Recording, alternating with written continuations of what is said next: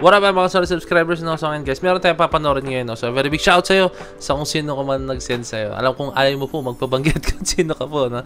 So tara panoorin natin guys no? So ito po yung SB19 and Beanie no? Nominated daw po sa first Zinfluential Award no? So ano ba yung Zinfluential Award guys? Pilihan natin. Okay, basahin ko maigi sa inyo to guys na. Ay hindi, wait lang yan natin. So ayan guys no? Sino ba ang ating kaibigan no? Syempre Google, let's go. Yan, Zinfluential Awards celebrate the most influential voices shaping pop culture today na, okay? From rising stars to change makers across music, film, fashion, saan ko nakuha yung word na yan, no? Fashion, digital content, and the arts. It's a platform that amplifies the voices of the youth and champions Filipino creativity and storytelling in all its forms no. So yun guys, Filipino creativity no. So more on sa Pinoy yata ang kasama dito no. No, I'm not sure guys. Attention na, hindi talaga ako familiar sa Zinfluential guys no. Okay, tara, panoorin natin tong video to. So very big shout kay Pinoy Music Dimension na kanya po itong video na papanoorin natin. Let's go. We have Maxi Andresen, Hey June. We have Miss Michelle D. We also have Earl Agustin. And last but not the least, we have Amil Sol. Amil Sol. Now let's meet the groups that are redefining the sound of the generation. Let me just recap that. We have Maxi Andresen, Hey June, Miss Michelle D, Earl Agustin, and Amil Sol.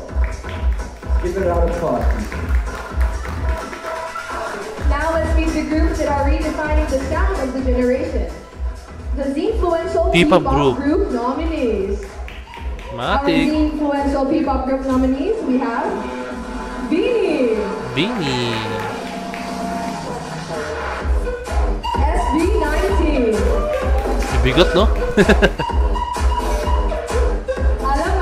Alamat. Ay, naka-alamat. And of course, we have GAT. Guys, ito lang, post ko lang saglit. Alamat, I'm rooting for them, guys, no? Kung P-pop group ang pag-uusapan, guys, I mean, P-pop group talaga, no? For me, isang alamat sa gusto kong magkaroon ng break, guys, no? Kasi, bakit ka mo? Kasi, yung alamat, guys, sobrang Pinoy na Pinoy po talaga yung atake talaga nila na as a P-pop group. May sarili silang identity. Andun na sariling identity. No? So, abangan nyo pala guys. Meron akong ilalabas na video no? Very, very soon. No? I-edit ko pa ini-edit ko pa guys. No? Ang hirap mag-edit it's about yung bakit hindi ganon nagbo-boom ang P-pop natin. No? P-pop music natin. No? So, abangan nyo yun guys. So, binibigyan ko kayo ng mga reasons or mga tingin ko, mga insights ko kung bakit nangyayari yun. Okay? So, kaya nabanggit yung alamat, malalaman nyo kung bakit doon. Okay. Again, we have Beanie, SB19, Alamat, and GAT. And of course, the artists who keep our playlist alive. Your Zinfluential Music Artist nominees. Zinfluential Music Artist. Capo Joe. Multo. We have Sayonella. DJ Monterde. Maki. Beanie. Bapa. SB19. Oh, sila talaga yung mga ano, talagang grabe yung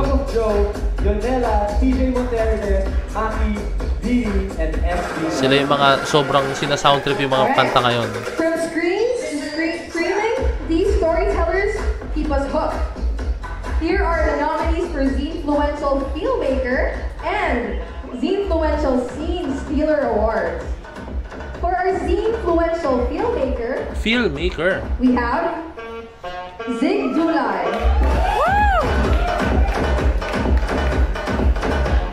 Kathy Garcia Santana. Uy, direct Kathy. Mikael Red. Mika, joke lang. And Theodore Boborol. Mga filmmaker. legit na filmmaker, no? F-E-E-L, pero filmmaker talaga sila. Mga director, mga ganyan guys. Next, Scene for stealer. Scene stealer. The influential scene stealer. We have ang Yusef Mutya ng Section E. Incognito. Oh.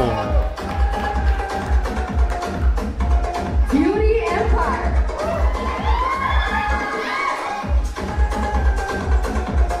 Sangre. Sangre. Last but not the least, we have Pinoy Big Brother Celebrity Collab Edition. Again, for our scene stealer, ang Mutya ng Section E, Incognito, Beauty Empire, Sangre, Pinoy Big Brother Celebrity Collab Edition. Finally, guys, partnerships we can't get enough of. The influential dynamic duo. We have Astres, Shukla, Wait nyo lang guys, may sasabihin ako sa bandang dulo guys. Hintayin lang natin to. Reka, Baka may SB19 pa rito or Bini. Raphael. We also have Donbell, Don Bell. Borda,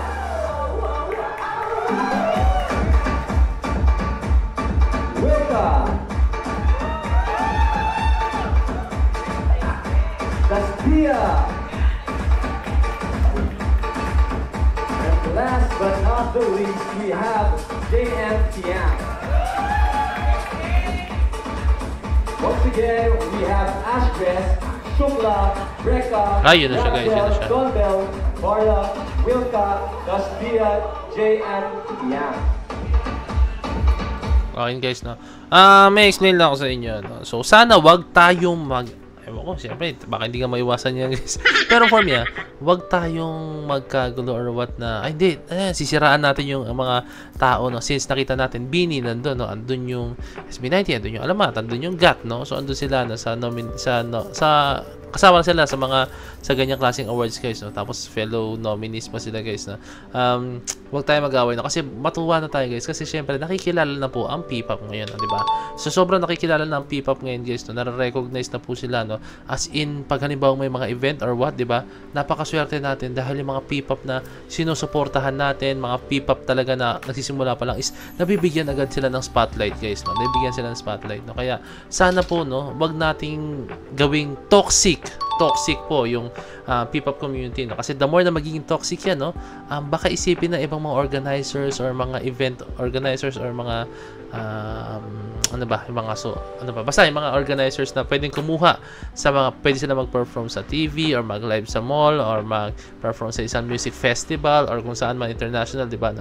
Baka sabihin nila, ay wag na yan kasi toxic yung niyan, yung mga yung fandom niyan or fans niyan mga yan kasi baka magkagulo pa sa natin mga ganun guys, no, diba? Pero syempre, sa ngayon guys, wala pa naman ako nakikitang ganyan, no? Wala pa no? Parang gusto kong mangyari yun. Hindi, wala akong nakikitang gano'n. No? So, sana wala talaga mangyaring gano'n guys, no? Kasi, I'm rooting for P-pop ang isa sa mga aangat or baka hindi lang sa isa, no? Sila talaga mag-aangat ng musikang Pilipino talaga all over the world, guys, na magpapakilala. Mag-introduce na talagang kung gaano kasolido ang mga performers, mga singers talaga ng ating bansa po, guys. No? So, good luck sa Bini, sa SB19, sa Alamat, and sa GAT, and sa lahat po ng nominees, guys. So, lahat naman yan, guys, mostly mga OPM music yan, OPM legends yan, mga yan, guys. Na mga kinakanta nila is mga musikang Pinoy po talaga. No? So, yun lang, guys. Kindly leave a like, subscribe, and kindly ring the notification bell para alam nyo po bago ako nag-release ng bagong video, no? So, this is Point of It signing out. Peace. Let's check.